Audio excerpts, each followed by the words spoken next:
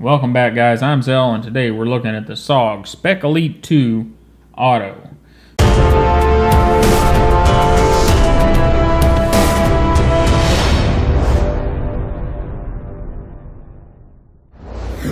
And what we have is an aluminum handle with some nice milling in it. It is not flow through because it is an automatic. I suppose there are some automatics that are, but this one definitely is not. Our locking mechanism is also our opening mechanism with a plunge lock. And exterior wise, we got some nice big pivots and a pocket clip that goes down in the knife and makes it very, very deep carry. And it can be swapped left or right with that screw right there. And also, to note on the outside of the knife, we have a locking mechanism. Slide that lock up. I can push this button all day long, and the knife will not open.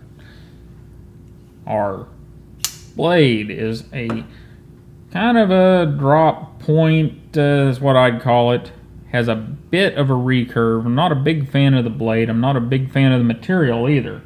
The blade material is AUS 8, and for the price of this knife, with a street price of about 130, 140 bucks, I think that's a bit ridiculous. We should be getting some better steel in there, but the grinds on the blade are nice. They could have skipped the recurve, but well, you know,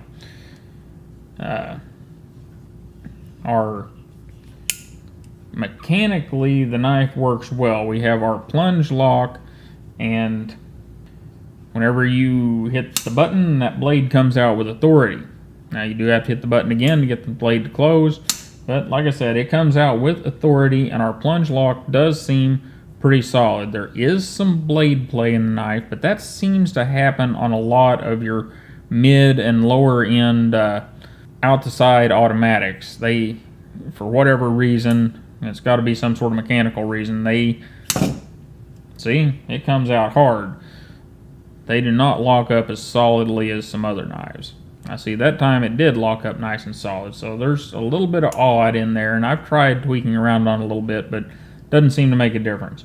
Anyhow, as far as ergonomics go, this thing is a little odd. The handle itself, fine, but it kind of scrunches your hand up. Stick your finger up here, very, very aggressive jimping. It is definitely designed for being used with gloves. I would not want to stick my bare finger on there and bear down on something. I'd end up hurting my kind of wuss little thumb there, and that'd be bad.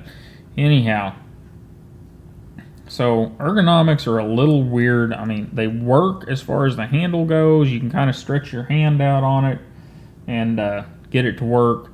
You can choke up on it and use that nasty jimping up there, but it's not great. And of course, the star of the show is the opening method. You push down on the plunger here, and blade flies open.